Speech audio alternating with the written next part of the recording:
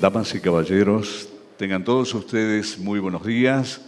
Bienvenidos al Salón de Grados de la Universidad Nacional de Córdoba, donde a partir de este momento damos inicio al acto en el cual se hará entrega del título de Doctor Honoris Causa de esta casa al doctor Oscar Oslak.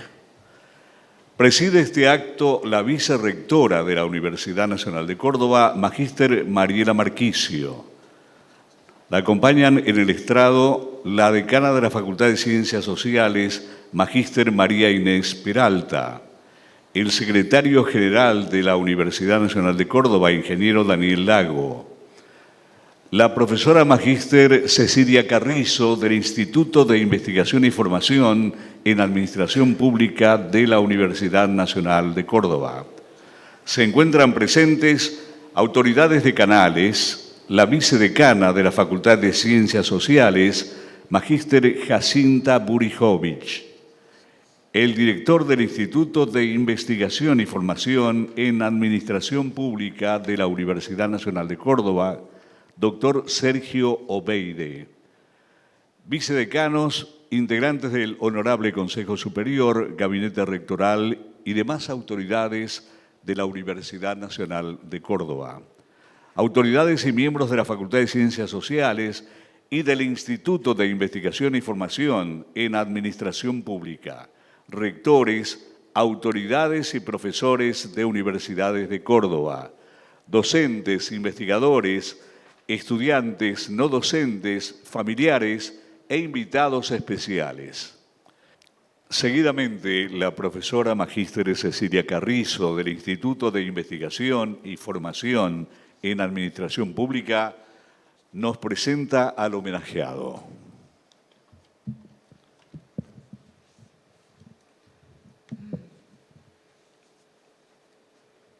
Autoridades, colegas, estudiantes, público, tengo el honor de presentar a ustedes al académico que hoy recibe el título de Doctor Honoris Causa por nuestra universidad, por su destacada trayectoria de investigación, docencia, consultoría, sus fundamentales contribuciones teóricas y empíricas en el desarrollo de la investigación politológica sobre el Estado y la administración pública, y su participación sobresaliente en la fundación y dirección de prestigiosas instituciones, carreras y programas en la materia a nivel nacional e internacional. Voy a destacar algunos hitos de su trayectoria para ilustrar el trabajo sostenido, su creatividad, compromiso con la investigación científica, la docencia y las instituciones democráticas. El señor Oslak inicia su carrera académica con la obtención de los títulos de Contador Público Nacional y licenciado en Economía en la UBA en el año 1958 y 1963, respectivamente.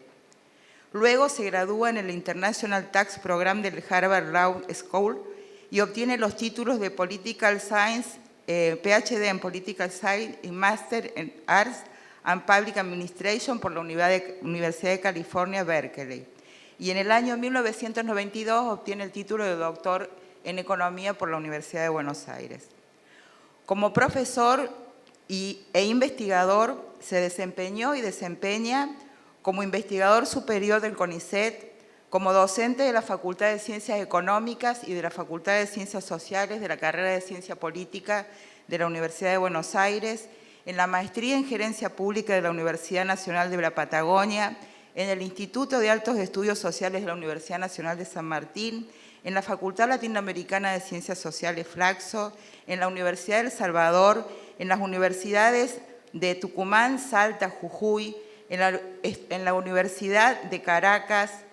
Ha sido profesor y disertante también en numerosas instituciones de investigación en América Latina, Europa, Canadá, Estados Unidos, África, Israel, Japón y China. Entre sus principales cargos profesionales y actuales y pasados se destacan ser miembro del Consejo Científico del Centro Latinoamericano de Administración para el Desarrollo, el CLAD, director de TOP, Tecnología para la Organización Pública, presidente del INPAE, Interamerican Network of Public Administration Education, investigador titular del CEDES, Centro de Estudios de Sociedad, Estado y Sociedad, investigador y director del Centro de Investigaciones en la Administración Pública del Instituto Torcuato Di Itela, subsecretario de Investigación y Reforma Administrativa y asesor presidencial entre los años 1983 y 1989.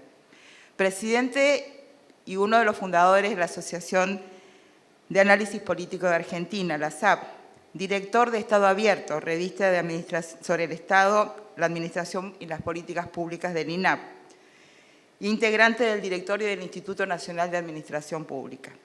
Como consultoría ha desarrollado más de 80 proyectos de investigación y consultoría a nivel del sector público, estatal y no estatal, en la mayoría de los países de América Latina, así como en algunos países de Asia y África, con el auspicio de organismos multilaterales como el BID, el Banco Mundial, la OEA, la FAO, OPS, CLACSO, CLAD, PNUD, entre otros. Entre la cantidad de menciones y cargos y premios que ha recibido, cabe destacar el premio CLAD, becas de las Naciones Unidas, de la Rockefeller, la Guggenheim, la Fundación Ford, y particularmente me interesa destacar que ha sido declarado honoris causa también por las universidades de Mar del Plata, de Cuyo, y recientemente, esta semana, y va a recibir el premio esta semana, ha recibido la distinción de investigador nacional por parte del Ministerio de Ciencia y Técnica de nuestro país. Lo que me pareció interesante es señalar algunas cuestiones de su creatividad académica para todos aquellos que no han leído su obra e invitarlos a que lo hagan. Fundamentalmente me interesó centrarme en dos momentos de su obra que han sido muy destacados y me pareció oportuno señalarle algunas cuestiones de ellos. Por un lado, señalar que el doctor Oslak es el introductor y desarrollador del enfoque del análisis de políticas públicas, no solamente en Argentina, sino también en la región, en América Latina. La importancia de la introducción de este enfoque de las políticas públicas permitió a la ciencia política y a las ciencias sociales en general en nuestro país, en nuestra región, corrernos de una visión del Estado reificado, de una visión del Estado cerrado en lo institucional y posibilitar a través de la introducción de los desarrollos de la sociología, de la ciencia política contemporánea, poder analizar con el análisis de políticas públicas como herramienta heurística lo que es el Estado en acción, lo que es el Estado en situación, lo que es el Estado frente a una cuestión pública, las decisiones, las posiciones del Estado en el tratamiento de una cuestión pública.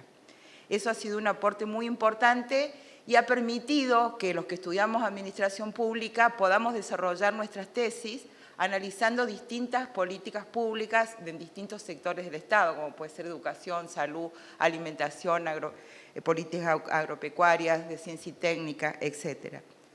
Otra cuestión que me ha parecido muy importante a nivel de la contribución de los estudios del Estado y la administración pública es su contribución y su promoción de la constitución de una teoría de la administración pública, de la constitución de una disciplina de la administración pública que diera cuenta de la especificidad histórica, cultural, social, económica de la administración pública.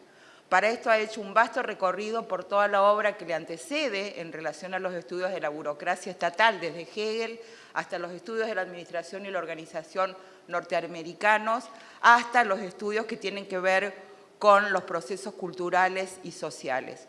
Todo ello le permitió contribuir al desarrollo de una teoría de la administración pública que dé cuenta de la complejidad de la administración pública en las sociedades actuales, que den cuenta de su diversidad de roles, que dé cuenta de su diversidad y su especificidad funcional, para mostrar que la administración pública es un objeto con dificultad para el análisis porque está atravesada por conflictos que son los conflictos políticos y sociales que tiene en la sociedad en la que está inmersa.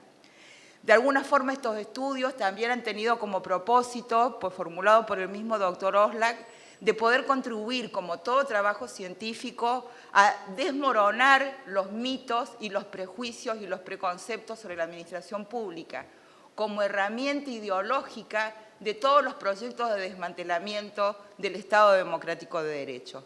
En ese sentido, particularmente en el momento actual, su obra adquiere una relevancia fundamental. Para finalizar, solamente señalar algunas cuestiones de la conferencia que va a dar, que está plasmada en el libro El Estado en la Era Exponencial, donde, destacándose nuevamente por su creatividad, el doctor Oxlack inserta a los discursos de las ciencias sociales, a los discursos de la ciencia política, dentro de los debates actuales acerca de qué pasa con la democracia, qué pasa con las instituciones, qué pasa con la participación ciudadana, qué pasa con la burocracia estatal frente a los desafíos de la era digital. Así que, bueno, esperando que puedan acudir a sus libros, la mayoría está a disposición en la web, y agradeciéndole al doctor Oxlack todo lo aprendido y felicitándolo por esta distinción. No tengo más nada. Muchas gracias.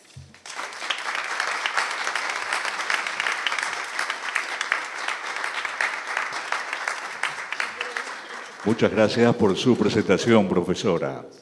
Y a continuación, invitamos a la vicerrectora de la Universidad Nacional de Córdoba, Magíster Mariela Marquicio, a realizar la entrega del diploma que acredita a Oscar Oxlack como doctor honoris causa de esta universidad.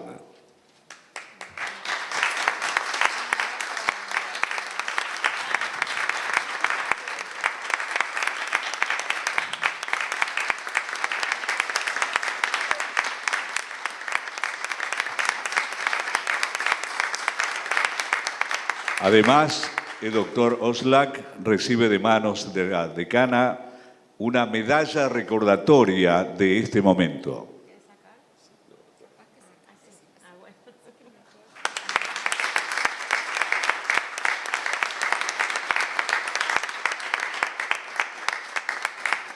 A continuación, invitamos a las autoridades a que desciendan del estrado para escuchar las palabras de la conferencia que a continuación nos brindará nuestro flamante doctor honoris causa, el doctor Oscar Oxlack, cuyo título es El Estado en la Era Exponencial.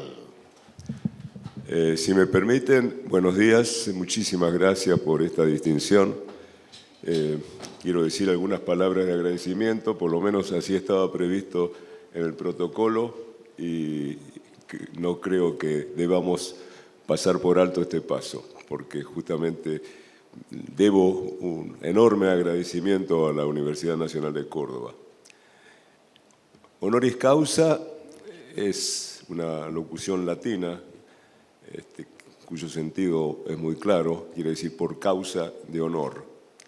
Y es un testimonio institucional con el que se reconoce a una persona por sus méritos, por sus aportes, sus contribuciones, sus acciones en beneficio de la sociedad, en beneficio del conocimiento, en beneficio de la cultura. En una época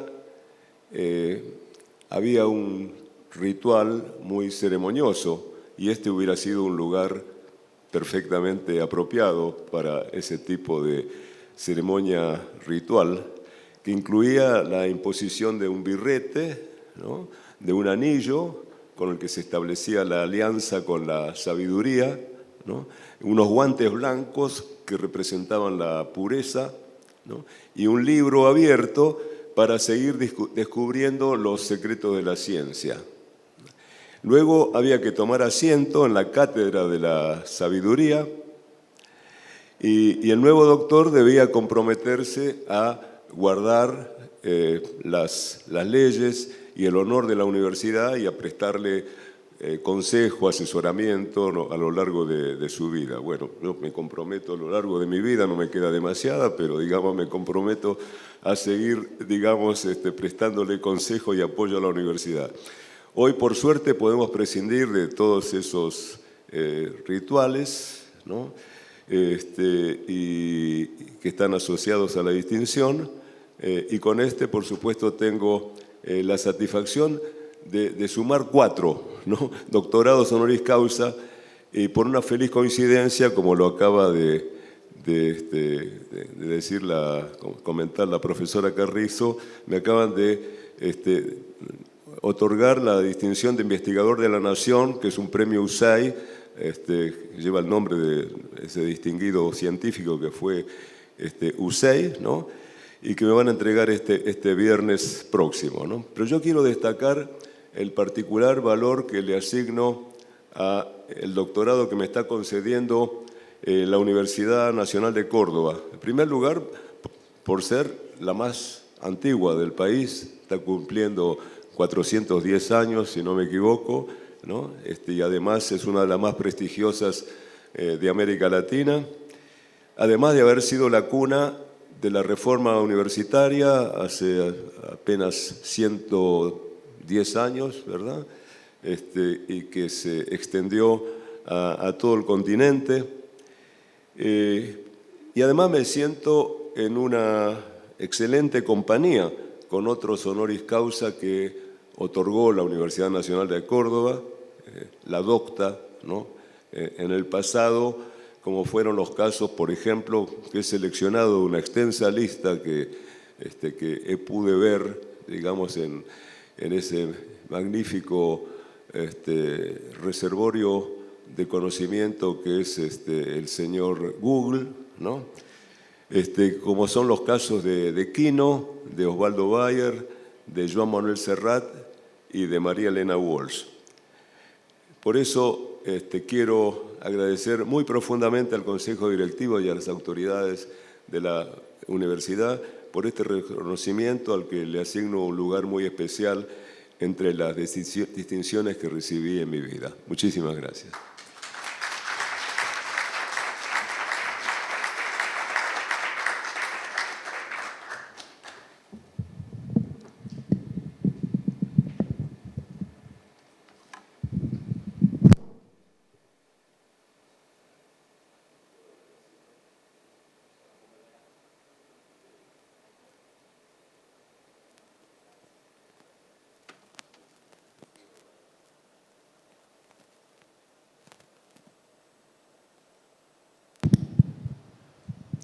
Bueno, quiero no estar atado a un micrófono, sino moverme más libremente. El Estado en la era exponencial es mi último libro que está disponible en Internet, es de libre acceso, así que no tienen más que poner en esa fuente maravillosa que es el Dr. Google este título y pueden acceder a él. Sobre todo lean la primera parte, que es bastante divertida. No me voy a referir a esa parte porque esta es una ceremonia seria. ¿Por qué era exponencial? Nosotros estamos atravesando en este momento la cuarta revolución industrial. Convencionalmente, la primera revolución industrial comenzó allá por fines del siglo XVIII, en la época de la Revolución Francesa, ¿no? Con la revolución del vapor. La invención del vapor produjo el maquinismo y fue el inicio de la revolución industrial. Y los cambios que se fueron produciendo a lo largo de un siglo de era del vapor fueron graduales, produjeron la destrucción de máquinas porque sustituían al trabajo humano, ¿no? Los luditas, el señor Lut, que fue el primero que parecería que rompió una máquina en un taller en Francia, ¿no? Bueno, dio origen a una tendencia, a una corriente que se reprodujo a lo largo de los siglos que han transcurrido desde entonces hasta ahora.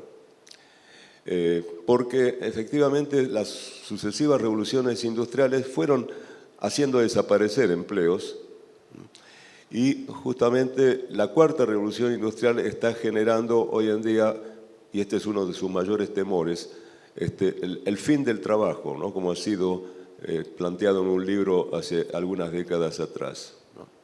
La segunda revolución industrial fue la de la electricidad y duró otros 100 años, hasta que apareció la tercera, que la consideramos la revolución de las tecnologías de la información y la comunicación, las famosas TIC, ¿no? Tercera, última parte del siglo XX. Y ahora estamos atravesando una vinculación entre esas tecnologías de la información y la comunicación con toda otra serie de ciencias, como la biología, la ingeniería, la mecánica, etcétera, ¿no?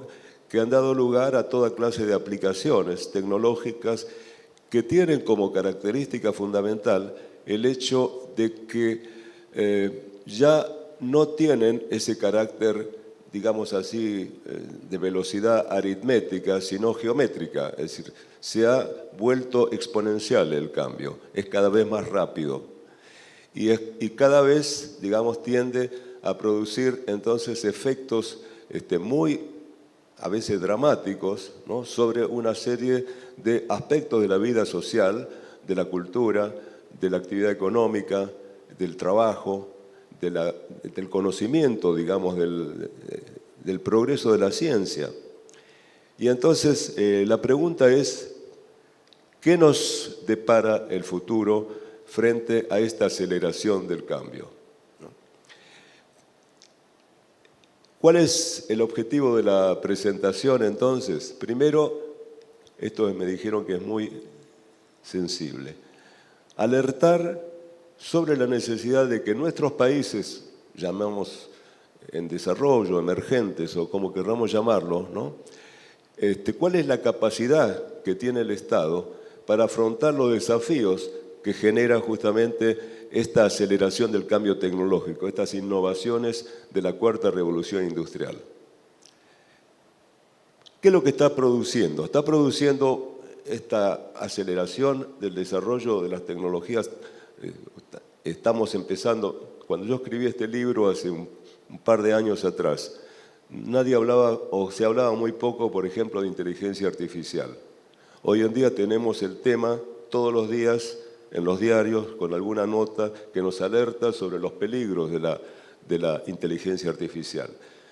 De los peligros de justamente esto yo lo planteaba en el libro como una preocupación en la medida en que el Estado tiene que tomar cartas en este tema, determinando hasta qué punto alienta el desarrollo de estas tecnologías o lo retrae. Esta ha sido una discusión, hace poco se ha querido interrumpir de alguna manera el ritmo de desarrollo de estas tecnologías, ¿no? La robótica, que es, digamos, es un tipo de desarrollo tecnológico que muy pronto va a sustituir muchas de las tareas que realizan seres humanos, ya lo están haciendo en muchísimas industrias y en buena parte del mundo. Tenemos un tema de criptomonedas, que es parte de una discusión entre gobiernos hoy en día, bancos centrales, por ejemplo, de si se la utiliza como moneda de reserva, por ejemplo. Ya hay un país que la ha adoptado, como es el caso de El Salvador. El Internet de las Cosas, que es una tecnología que también va a revolucionar la forma en que los objetos se vinculan entre sí y con los seres humanos. La autonomización vehicular, sobre todo, ¿no?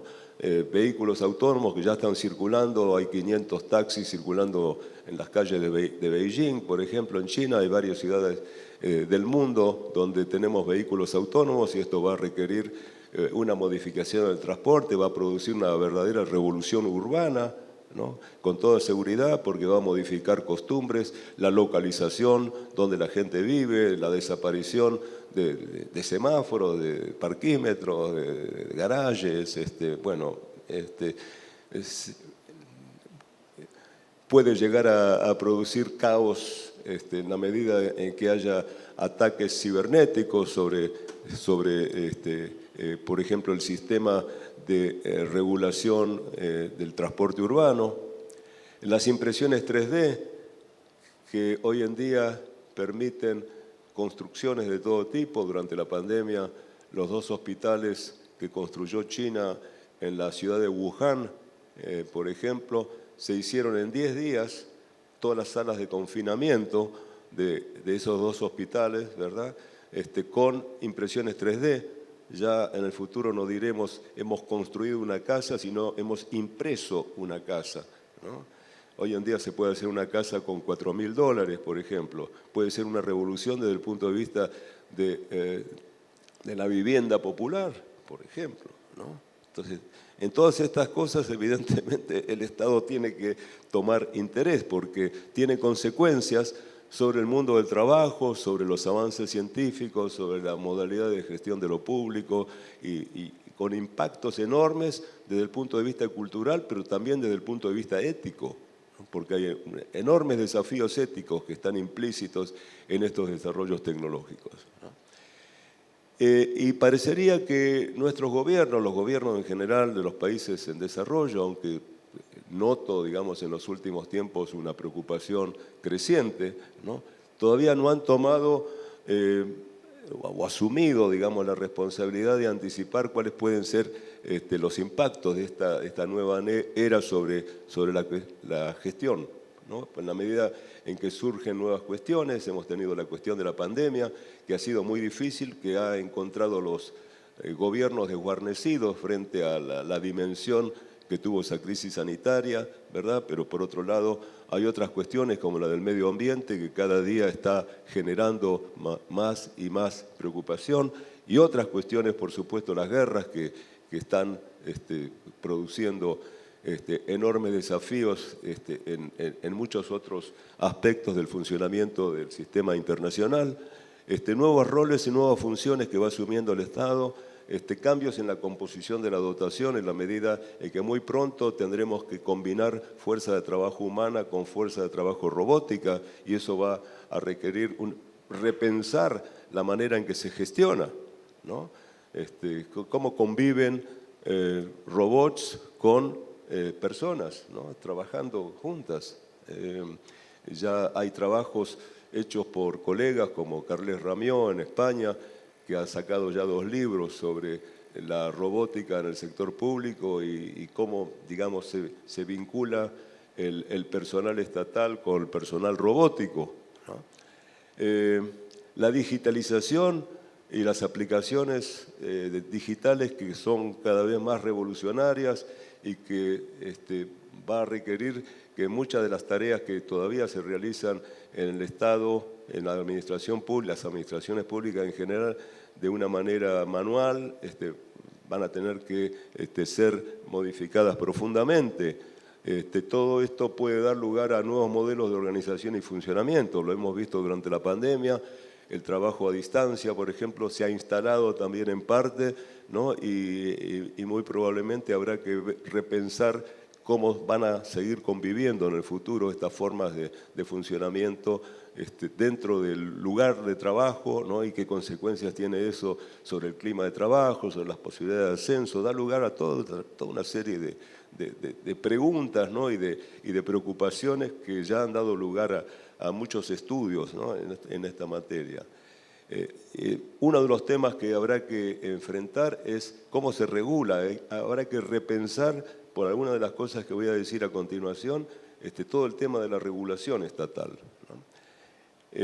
Y finalmente, en la medida que está vigente y está creciendo felizmente, y espero que con mayor velocidad, esta filosofía de Estado abierto, de gobierno abierto, ¿no? Que estamos, digamos, que se ha instalado hace por lo menos una década, ¿no? Bueno, habrá que ver cuál es el rol, el papel que va a jugar la ciudadanía, ¿no? Como participante activa en el proceso de la gestión estatal. Han habido una serie de estructuras, de herramientas, estrategias que han sido identificadas por una organización que es el IBM, el Centro de la IBM para los Negocios del Estado, ¿no? En los últimos 20 años, desde que fue creado entre 1998 y el 2018, ellos han identificado unas 50 tecnologías, ¿no? Esta es la lista, es una lista muy larga, ¿no? De cosas que han surgido. Todos los colegas aquí presentes van a descubrir montones de técnicas que han ido apareciendo durante estos años. Estas son las otras 25, ¿no? Para completar la lista de 50. Pero mi preocupación es si alcanza este arsenal tecnológico que se ha desarrollado en materia de gestión pública o de ayudas para la gestión pública, ¿no? Si el Estado tiene que anticipar, orientar, fomentar, ¿no?, el cambio o contrarrestar los posibles efectos indeseables que tienen estos avances tecnológicos. Porque finalmente el Estado es la mayor organización de la sociedad, ¿no? El Estado es compradores, empleadores, reguladores, promotores, financiador, ¿no? Y en cada uno de esos roles puede jugar un papel fundamental en relación con estos temas, ¿no? ¿Por qué me preocupa todo esto? Me preocupa en primer lugar porque el Estado no puede librar el cambio tecnológico simplemente a los designios del mercado. No puede simplemente ser un participante pasivo, ¿no?, sin tomar posición frente a algunos de estos desarrollos, porque por supuesto a las empresas lo único que les interesa es el lucro, y por lo tanto no tienen ningún reparo en desarrollar ciertas tecnologías que pueden no ser saludables o no pueden ser éticas o pueden tener otros efectos indeseables. En segundo lugar, porque frente a estas transformaciones es muy probable que crezca la brecha, una brecha que va a dar lugar a una nueva forma de dependencia. Hoy en día hablaríamos de dependencia tecnológica, a diferencia de la dependencia económica de que hablamos hace 40 o 50 años atrás, ¿no? Porque los países que queden rezagados en este avance tecnológico van a perder, entre otras cosas, competitividad, o van a quedar demasiado, digamos, supeditados a las decisiones que tomen aquellos que están, digamos, avanzados en el desarrollo de estas tecnologías. Y en tercer lugar, porque por toda esa serie de aspectos éticos y culturales en este proceso de desarrollo tecnológico, ¿no?, que los Estados no pueden soslayar y exigen acciones preventivas, regulatorias, etc., ¿no? Este es un gráfico muy representativo de lo que es el poder mundial de estas enormes empresas, Apple, Microsoft, Netflix, Amazon, Facebook, Alphabet, ¿no? Alphabet, el nombre de Google, ¿no?, hoy en día. Y en este gráfico lo que se observa es la relación entre el capital social que tienen estas empresas, perdón, el capital de mercado que tienen estas empresas, el valor accionario de estas empresas respecto del Producto Bruto Interno de distintos países del mundo, ¿no? Entonces se puede ver, por ejemplo, que Google, Alphabet, ¿no?, tiene un valor accionario de sus empresas equivalente a más de 3/4 partes de África, de todos los países africanos, ¿no?, para que se tenga una idea del tamaño. Pero ¿por qué planteo esta relación?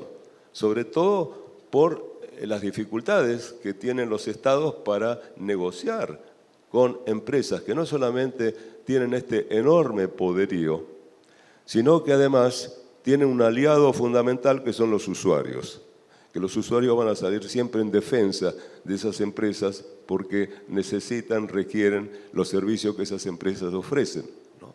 Son aliados naturales. Entonces es muy difícil contrarrestar, ¿no?, las decisiones que tomen estos enormes conglomerados empresarios que además están vinculados de múltiples formas, ¿no?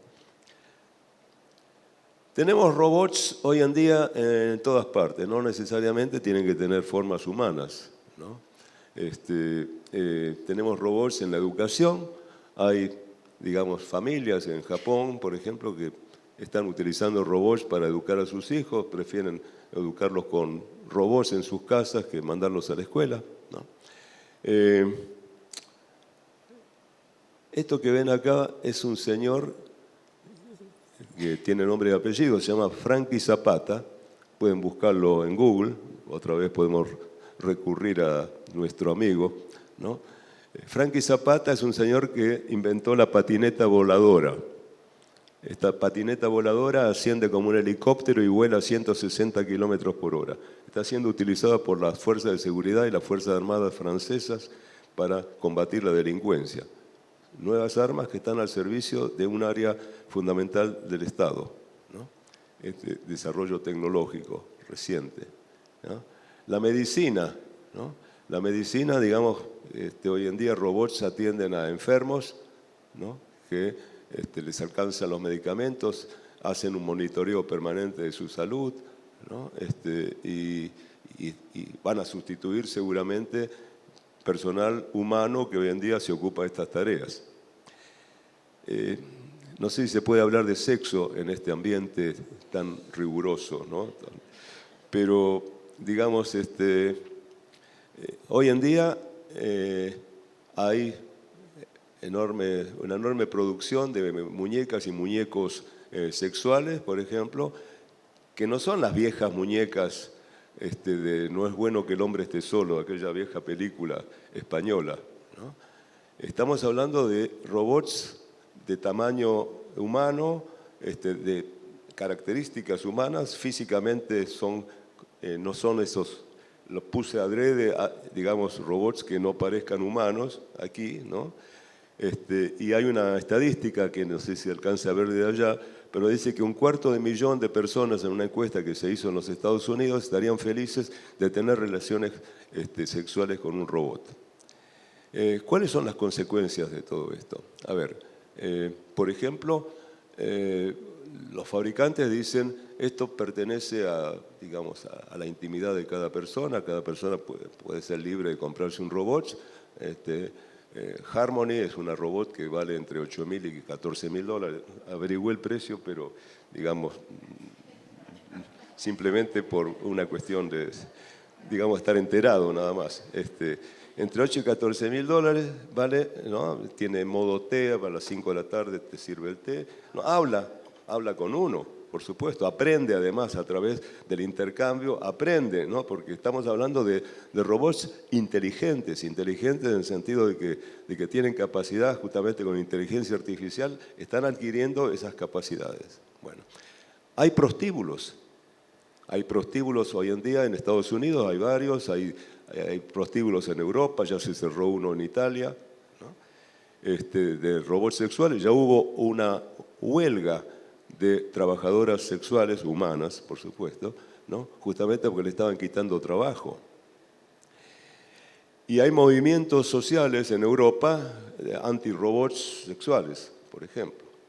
Imaginen ustedes que reducimos el tamaño del robot y hacemos robots niños para pedófilos.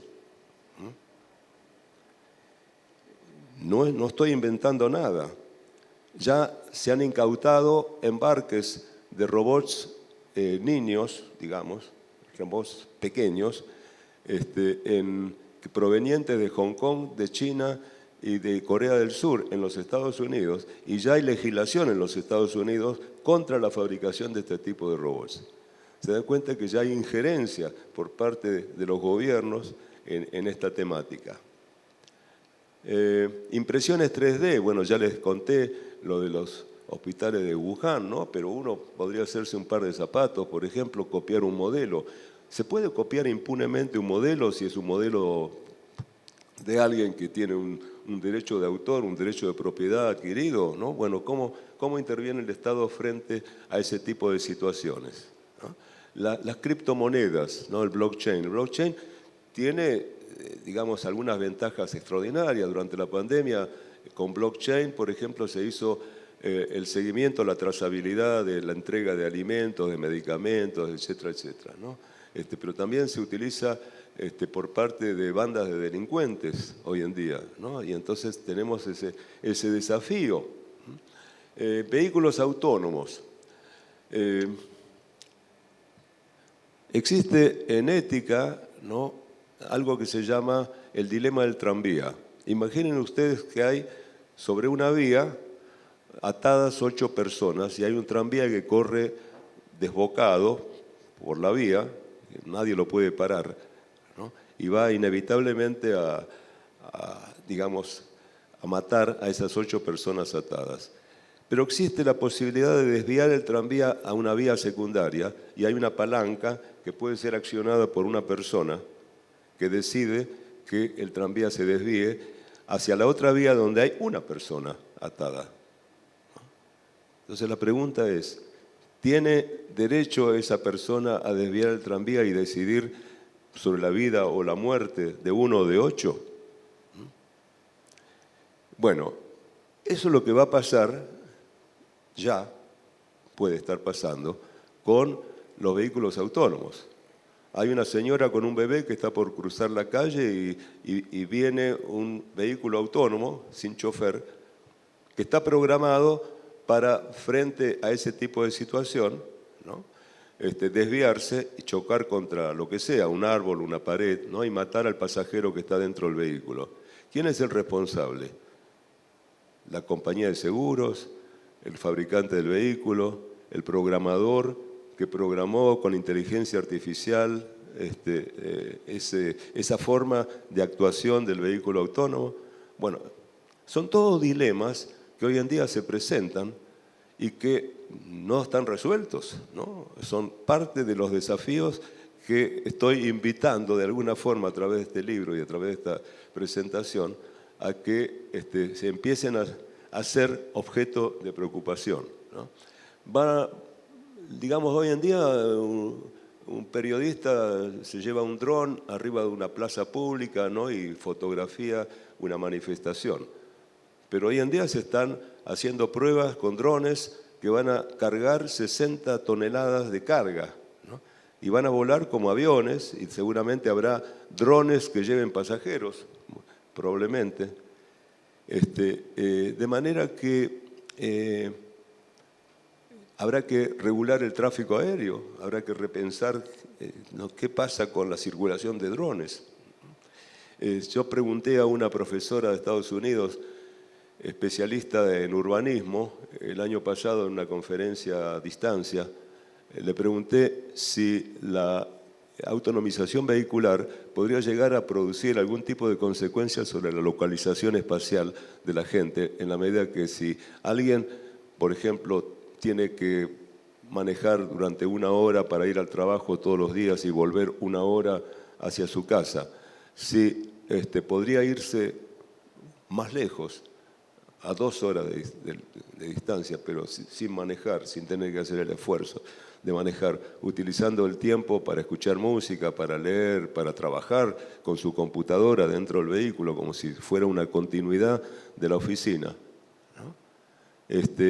Si eso va a tener algún tipo de consecuencias sobre la localización, sobre el hecho de que la gente quiera vivir más lejos, por ejemplo, o en otro lugar. Me dijo, sí, totalmente, estamos considerando justamente ese tipo de consecuencias.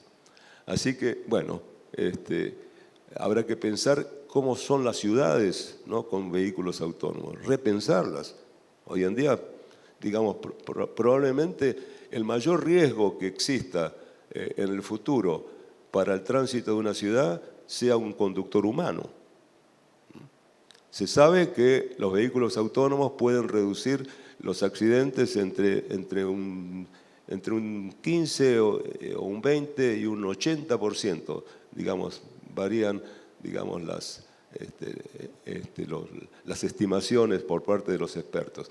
Pero sin duda va a reducir los accidentes de tránsito. Bueno, va a cambiar también la fisonomía de las ciudades. El Internet de las cosas, ¿no? Se calcula que va a haber ya dentro de 2-3 años unos 25.000 millones de objetos que van a estar vinculados entre sí y con las personas. Ya eso existe, puede servir muchísimo justamente para las tareas de seguridad, ¿no? Para imaginar cuándo se va a producir el vencimiento de una lámpara eléctrica, ¿no? Tiene miles y miles de aplicaciones, ¿no? Pero lo más importante seguramente son los impactos sobre el mundo del trabajo, ¿no? Y esos son los que han causado mayor preocupación en los últimos tiempos, ¿no? ¿Cuáles son las previsiones en ese sentido? ¿Cómo se preparan los gobiernos para esta era exponencial? En el mundo del trabajo se estima que 2/3 partes de los chicos que hoy en día están en la escuela primaria, cuando lleguen a la edad adulta y tengan su primer trabajo, ese trabajo que van a estar desempeñando hoy no existe. Es decir, los chicos, 2/3 partes de los chicos que hoy están en la escuela primaria, por ejemplo, van a estar desempeñando trabajos que hoy no existen. van a estar automatizadas entre el 16 y el 30% de todas las ocupaciones. No me refiero a puestos.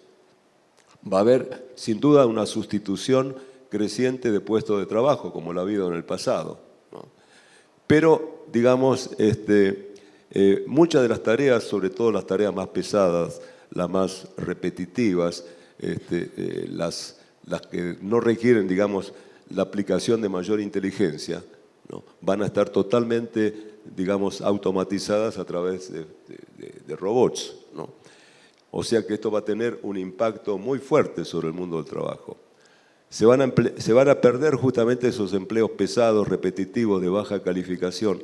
Puede llegar a cambiar totalmente la jerarquía de los trabajos, es decir, cuáles son los trabajos más y menos importantes.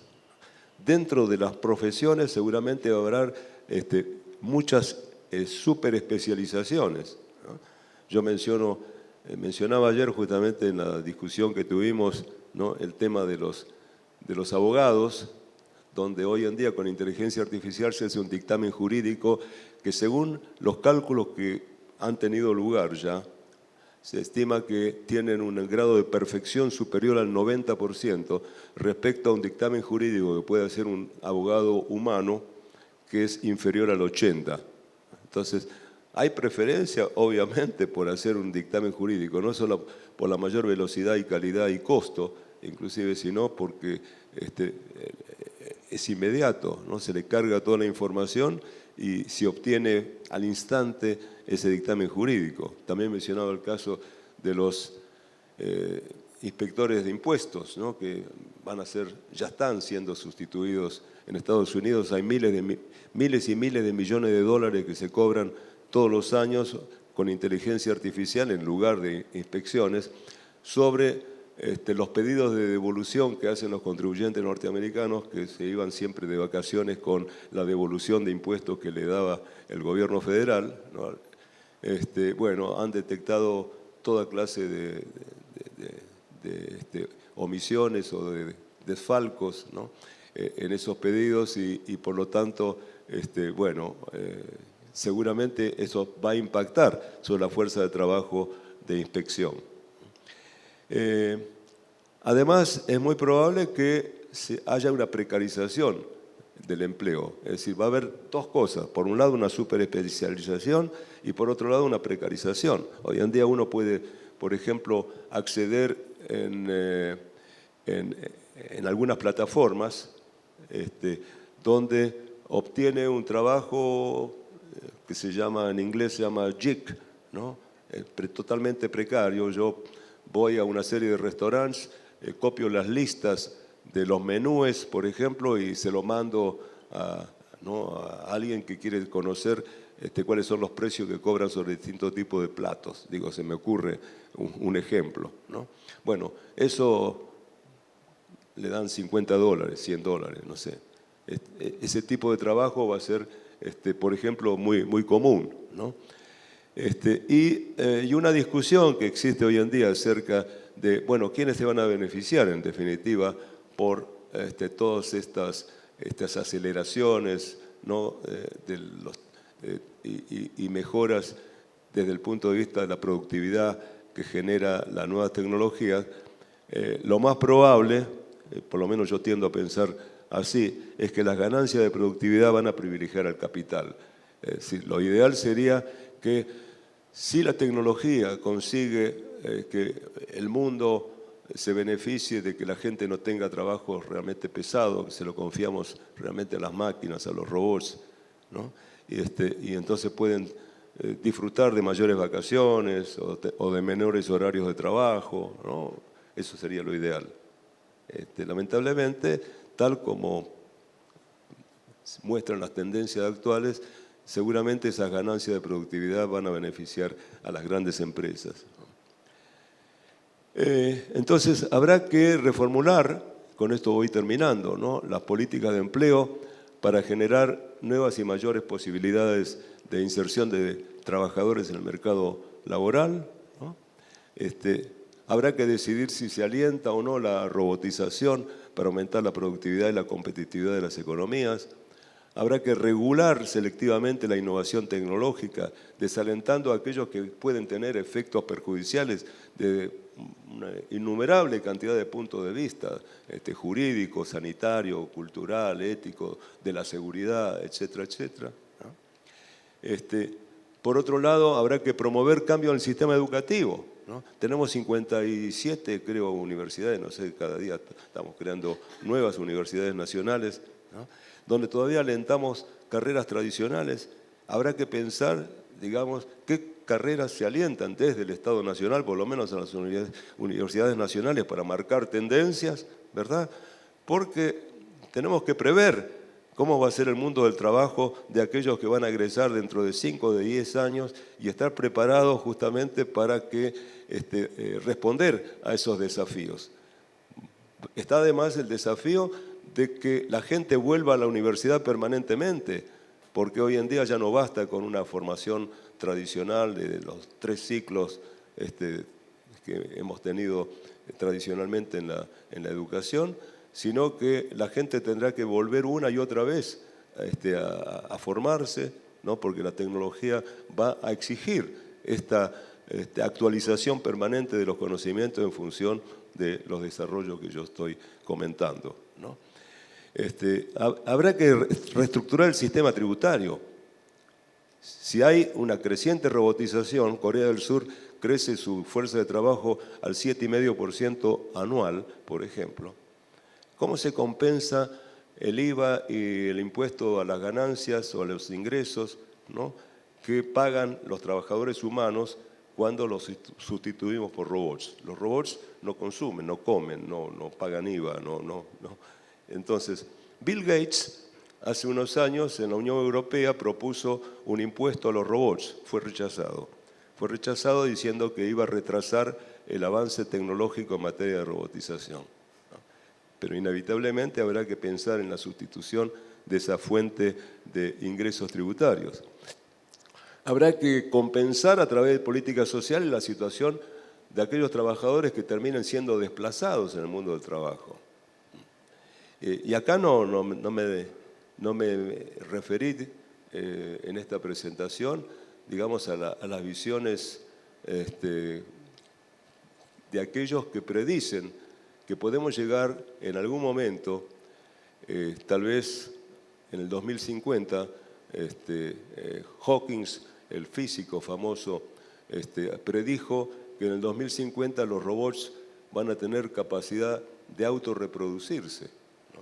Y ese va a ser el fin de la humanidad. Y lo decía Hawkins, ¿no? Y lo dicen científicos muy sabios, incluso Elon Musk teme justamente que la humanidad pueda llegar a ese punto en que los robots adquieran autonomía y una inteligencia suficiente como autorreproducirse, y por lo tanto no van a estar sujetos al control humano. Bueno, ¿cómo se resuelve eso, ¿no? Ese es otro desafío enorme, ¿no? Entonces, finalmente hay toda una serie de desafíos que enfrentan los gobiernos desde el punto de vista de la posibilidad de ofrecer a la ciudadanía los beneficios de este cambio tecnológico. Por ejemplo, que Internet se convierta en un sistema público global, que se convierta en un derecho humano. Internet tiene que ser un derecho humano, ¿no? Porque si no, genera una situación diferencial entre clases y sectores sociales que acceden o no acceden. No solamente acceder al servicio, sino a la velocidad que se requiere para navegar hoy en día en la web, ¿no? El tema de la ciberseguridad, que va a ser uno de los tremendos desafíos.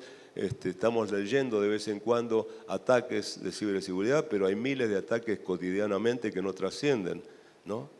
Recuerdo que Barack Obama, el presidente de Estados Unidos, durante sus 2 gobiernos, esta fue una de sus máximas preocupaciones. Hoy en día hay organismos en cada uno de los estados de los Estados Unidos que tienen un Chief Executive Officer, un oficial superior, que es el responsable de todo el tema de los ciberataques, ¿verdad?, que sufren los organismos estatales, y están destinando una enorme cantidad de recursos a ese tema. Y por otro lado, hay algo que no sé exactamente cómo se dice en castellano, los legacy systems, todos esos hardware y software que todavía tenemos en los organismos estatales que vienen de la época en que se programaba en COBOL, por ejemplo, ¿no? Que hoy en día ya no admite la inteligencia artificial y que además son los que más sujetos están a los ciberataques, ¿no? Así que también habrá que reemplazar toda esa parafernalia, esa infraestructura, ¿no? que existente y bueno, reemplazarla por las nuevas tecnologías. De manera que, en última instancia, lo que estoy, para terminar como empecé, ¿no? Lo que estoy señalando es que hace falta capacidades institucionales. En primer lugar, para aprovechar las innovaciones, incorporándolas a la gestión pública, ¿no? Porque el Estado tiene que beneficiarse de este cambio tecnológico. Evitar el ensanchamiento de la brecha tecnológica que se va a generar inevitablemente si el Estado no toma cartas en el asunto. Y en tercer lugar, fortalecer las capacidades para anticipar todas estas consecuencias que señalé desde el punto de vista ético y cultural de la era exponencial. Muchísimas gracias.